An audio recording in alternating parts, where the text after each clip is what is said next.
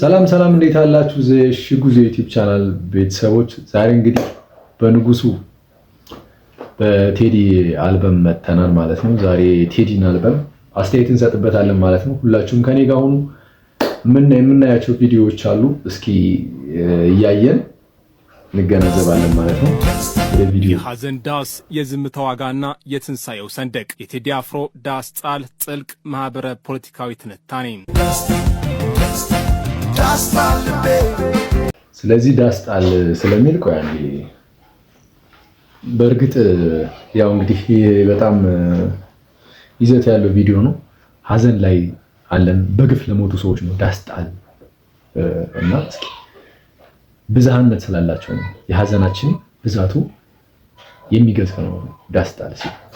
ታዋቂው የቼክ ደራሲ ሚላን ኩንዴራ የሰው ልጅ ስልጣንን ለመቃወም የሚያደርገው ትግል ማስታወስ እርሳትን ከሚቃወምበት ትግል ጋር አንዱ ነው ይላል። ቴዎድሮስ ካሳሁን ቴዲ አፍሮ በዳስ ጣል አንሳው ስራው ያደረገው ይህንን ነው። የተረሳውን ታሪክ ለማስታወስ የደነዘዘውን ስነልቦና ለመቀስቀስና በፖለቲካ ትርክት የደነቆረውን ጆሮ በእውነት ቃጭን ለማንቃት የተዘጋጀ ዘመን ተሻጋሪ ስራ ነው። ይህ ዘፈን ተራ ዜማና ግጥም ብቻ አይደለም።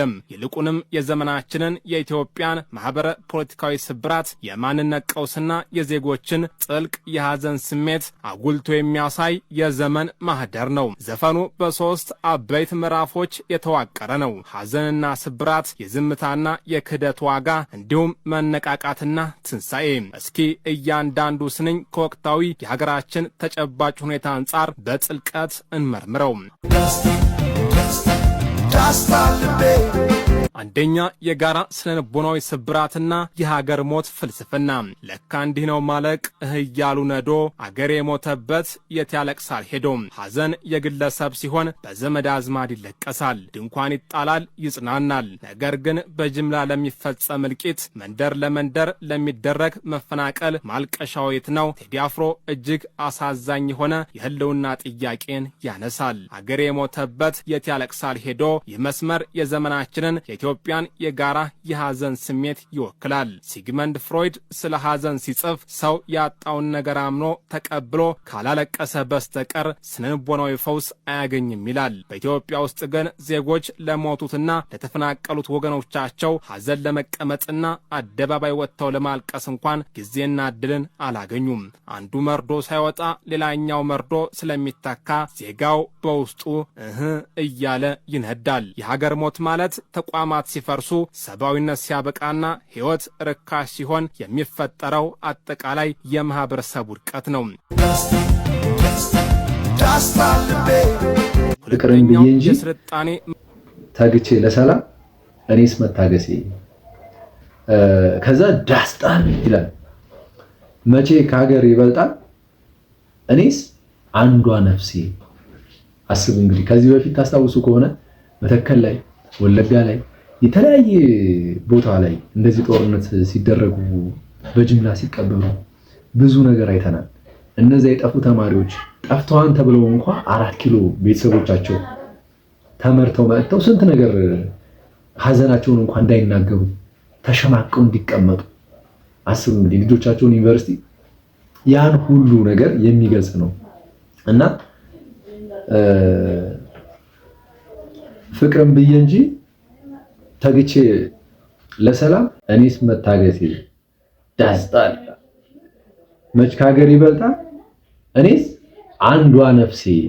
ከዚህ ዳስ ጣል ከሚለው ወይም ደግሞ አንሳው ከሚለው ስም ማማዎችና የዘመመው የተቋማት ምሰሶ ነው። አክሱም ላሊበላን ባንድ አለት አጽንቶ አልራመዳለ ሀገር ተለያይቶ ምሰሶው ዘመመ ጣራውም ያፈሳል። ታሪክ ጸሐፊው አርሎን ቶይንቢ ስልጣኔዎች የሚሞቱት ራሳቸውን በማጥፋት እንጂ ከውጪ በሚመጣ ጥቃት አይደለም በማለት ይከራከራል። የቴዲ ስንኝም የዚሁ ትርጉም ማሳያ ነው። ጥንታውያን ኢትዮጵያውያን ከጠጣር አለት ላይ አክሱምን ሲያቆሙ ከአንድ ወጥ አለት ላይ ላሊበላን ሲፈለፍሉ የዘመኑ ትውልድ ግን የተገነባችውን ሀገር እንኳን ማስቀጠል አቅቶት ሀገር ተለያይቶ አልራመዳለ ይለናል። ምሰሶው ዘመመ ጣራውም ያፈሳል የሚለው ዘይቤያዊ አገላለጽ እጅግ ጥልቅ ነው። ምሰሶ የሀገር መሰረት፣ ህገ መንግስት፣ ፍትህ የጋራ ትርክት ነው። ጣራው ደግሞ የዜጎች ከለላና ደህንነት ነው። ምሰሶ ወደ አንደኛው ብሔር ወይም የፖለቲካ ቡድን ሲያጋድል ሲያዘምም የፍትህ ሚዛን ይዛባል። ጣራው ሲያፈስ ደግሞ ዜጎች በሀገራቸው ላይ በሰላም የመኖር ዋስትናን ያጣሉ።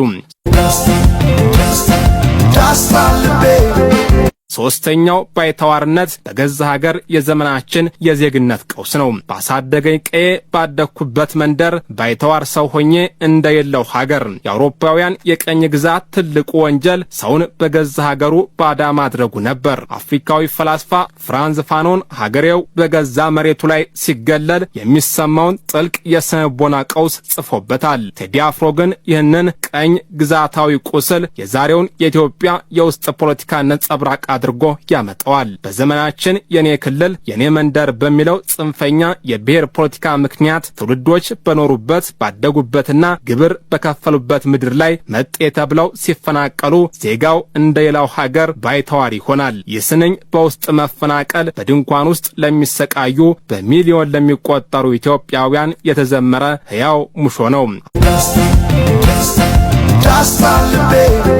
አራተኛው የክህደት ፖለቲካና የአባይ እንቆቅልሽ። አባይ ለዘዴው ባፍ ይቀድማል፣ አምኖ መከዳት እንዴት ያማል፣ ወርቅ ያበደረ ደርሶት አለት እንዴት ይቻላል ዝም ማለት። በዚህ ስንኝ ውስጥ ሁለት ታላላቅ ፖለቲካዊና ማህበራዊ ክህደቶችም ተነስተዋል። የመጀመሪያው አባይ ነው። አባይ ለዘመናት የኢትዮጵያን አፈር ወርቅ እየጠረገ ለጎረቤት ሀገራት ሲያበድር ሲያረካ የኖረ ሲሆን ለኢትዮጵያ ግን አለት ድርቅና ረሃብ ብቻ ትቶለት ሲያልፍ ነበረ።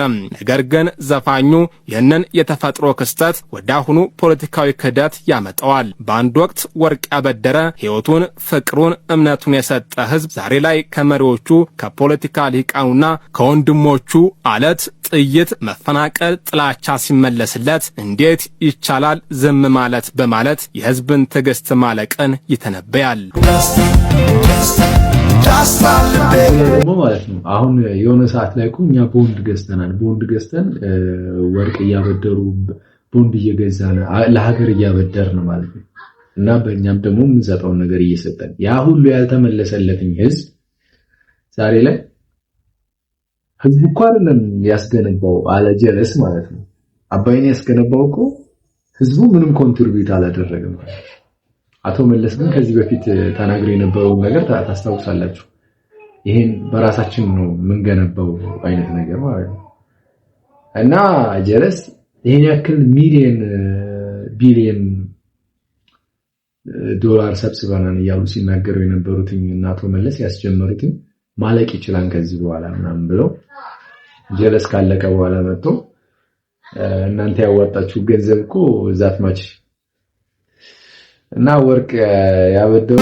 አምስተኛው መሃልና ዳር የተጠለፈው አዲስ አበባ አዶ ሸገሩ ሞላው ሀገሩ በፍቅር ተጠርተው ከዳር እስከ ዳር መሃል ገቡና አቆሙን ከዳር። ማዕከላዊ በፖለቲካ ውስጥ ትልቅ ቦታ አለው። አዲስ አበባ ሸገር የብዝሃነትና የኢትዮጵያዊነት ማዕከል ነች። ሞላው ሀገሩ የምትለው ሸገር የሁሉም ኢትዮጵያዊ መኖሪያ መሆኗን ለማስገንዘብ ነው። ነገር ግን ፖለቲከኞች የህዝብን ፍቅር ተጠቅመው ከዳር እስከ ዳር ድጋፍ አግኝተው ጣን ላይ ከወጡ በኋላ ያንን ሁሉንም ማቃፍ የነበረ ህዝብ ገፍተው ወደ ዳር አውጥተውታል። ይህ የዘመኑ የፖለቲካ ልሂቃን የፈጸሙት ታሪካዊ ክህደትና የህዝብን ውክልና የመንጠቅ ሂደት ትችት ነው። ስድስተኛው የዝምታ አደጋና የ12ቱ በጎች እልቂት። የኢትዮጵያ አርበኞች እናናብስቱ ሲረገጥ ባንዲራው ገና ሁሞቱ ዝምታ ለበግም አልበጃት 12 ሆና አንድ ነብር ፈጃት። ይህ የዘፈኑ እጅግ በጣም ጥልቁና ፍልስፍናዊ ክፍል ነው። ቴዲ አፍሮ እዚህ ጋር አንድ እጅግ ጠንካራና አስደንጋጭ ምሳሌን ይጠቀማል። ዝምታ ለበግም አበጀቻት 12 ሆና አንድ ነብር ፈጃት።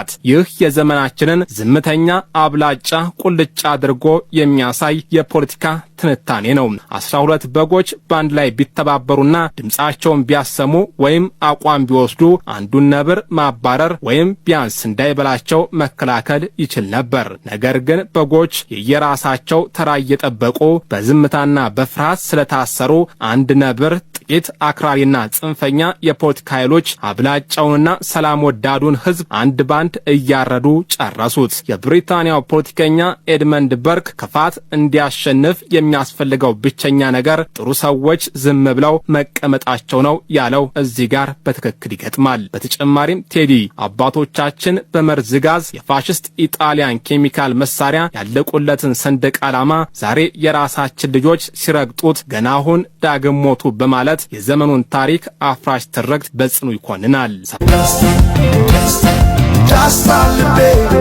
ባተኛው የመጨረሻው ትንሳኤ ልጅ ላይ ያለውን ስንኝ እኔ እንትን ልበላችሁ ማለት ጀግኖች ሙተውላት በመርዝ ጋዝ ነፍረው ተንገብግበው በሳት ዘመን ተገልብጦ እንዴት አቀርቅሬ ባንዲራዬን ላንሳት ዘመን ተገልብጦ እንዴት አቀርቅሬ ባንዲራዬን ላንሳት አባቶቻችን በመርዝ ጋዝ ነፍረው ተንገብግበው በሳት ነው ይቺን ሀገር ያቆዩት ከጣሊያን ጋር የነበረው ነገር ዛሬ ላይ ግን የማንም ተራ ዲቃላ ባንዲራችንን እየረገጠው ነው ዩ ማይንድ ስለዚህ ማታስብ ከሆንክ ደንቆሮ ነህ እሺ ማይገባ ከሆነ ማለት ነው ኢትዮጵያዊነት ለአማራ ህዝብ ብቻ የተሰጠ ትግል አለ ኢትዮጵያዊነት በሁሉም ኢትዮጵያዊ ዘንድ ሊኖር የሚገባ የስነ ልቦና ገባ አገራችን እኮ መሬቷን አጥተናታል ቴዲ ግን በአእምሯችን ውስጥ እንድትቀመጥ አደረገልን በልባችን ውስጥ እንድናስባት አደረገ ቴዲን የምወድበት ነገር ይሄ ነው እናቷን ምጥ አታስተምርም። ዘፈኑ በሐዘንና በቁጭት ብቻ ያበቃም። ከሙሾ ወደ ጀግንነት ከማጎንበስ ወደ ማንሰራራት ይሸጋገራል። ወይድ አንተ አትንገረኝ ማንነቷን ምጥ አታስተምርም ልጅናቷን ወይድ አንተ ላንሳበት ባንዲራዬን አረንጓዴ ቢጫ ቀይ አርማዬን ባንዲራዬን አንሳው ወይድ ወዲያ ዞር በል የሚለው ቃል ቆራጥነትና እንቢተኝነትን ያሳያል። በማንነቱ ለሚደራደረው ታሪኩን ለሚያንኳስሰውና ሀገርን ለሚከፋፍለው የዘመኑ ትርክት ዞር በል እኔን ታሪኬን አታስተምረኝ ልጅ እናቷን ምጥ አታስተምርም በማለት አይበገሪነትን ያውጃል። ይህ ትዕቢት ለተሞላው የዘመኑ የፖለቲካ ትርክት የተሰጠ ጥልቅ የጥበብ ምላሽ ነው። በመጨረሻም አንሳው የሚለው ጥሪ ይመጣል። ይህ ጥሪ የጨርቅ ማንሳት ጉዳይ አይደለም። የተጣለው ሰብአዊነትን አንሳው፣ የዘመመውን ፍትህ ምሰሶ አንሳው፣ የወደቀው ኢትዮጵያዊነትን አንሳው፣ የተረገጠውን የአርበኞች አደራ አንሳው። ዳስጣል አንሳው ተራ የሙዚቃ አልበም ትራክ አይደለም። የኢትዮጵያ የፖለቲካ ታሪክ የስነልቦና ቀውስና የማህበረሰብ ዝምታ በጥልቀት የመረመረ ኦዲዮ መጽሐፍ ነው። ቴዲ አፍሮ ዜጎች ከሀዘን ድንኳን ዳስ ወጥተው ዝምታቸውን ሰብረው አብሮነታቸውና ሀገራዊ ክብራቸውን ሰንደቃቸውን ወደ ላይ እንዲያነሱ አንሳው ያደረገው ጥሪ በኢትዮጵያ የጥበብ ታሪክ ውስጥ ደማቅ አሻራ ሆኖ የሚታለፍ ነው። ታላቁ ኔልሰን ማንዴላ ነፃ መሆን ማለት ሰንሰለትን አውልቆ መጣል ብቻ ሳይሆን የሌሎችን ነፃነት በሚያከብርና በሚያጎለብት መንገድ መኖር ነው እንዳለው ቴዲም የቆሰለችውን ሀገር ከዘር ፖለቲካ ሰንሰለት አውጥተን ወደ ላቀውና ሁሉንም ወደሚያቅፈው ኢትዮጵያዊነት ሰንደቅ እንድናነሳት ምጥ የተሞላበትን ጥሪ አቅርቧል። ሙዚቃውን የመግቢያ ማጀቢያ ሙዚቃም የህፃናትን የዋይታና የሰቆቃ ድምፅ አድርጎ የተሰራውን ግፍ አስታውሷል። ስሙኝ አቤት ይላል ወይ ሰው ሹም ዳኛ ጆሮ ካለዋሰው በዋዛ መች ይቀራል ፈሶ ያዞ እምባ ቢባል የኔ ለቅሶ ያዞ እምባ ግን አይደለም ያዞ እምባ ግን አይደለም የኔ ቢዘም እኮ ነው ማዘኔ ያዞ እምባ ግን አይደለም ያዞ እምባ ግን አይደለም የኔ ቢከብድ እኮ ነው ሐዘኔ መራራ ሆኖ ስቃዬ ሳነባ ብሶ ስቃዬ ማነባው ብሶ ስቃዬ ያዞ እምባ አይደለም እምባዬ ሲል ተገፉ ወገኖች እምባ የሚፈሰው ማዘናቸው ቢዘም ደማቸው ቢፈስ ቢገደሉ መሆኑን በሚገባ ጠቅሷል። አበረታቱኝ ጀግናችን ደግሞ እንኳን ደስ አለ እያላችሁ አድናቆታችሁን እዚህ ጋር ጻፉ። ይመቻችሁ። ሀገራችንን ሰላም ያርግልን። ሁላችንም ተባብረን ሀገራችንን ከፍ የምናደርግበትን ጊዜ ፈጣሪ ያምጣልን። ቴዲ ሀገሬን በሰዎች እጅ ሳይሆን በልቤ ውስጥ እንዲኖር ስላረከኝ በጣም አመሰግናለሁ። የምን ጊዜም ጀግናዬ ነህ።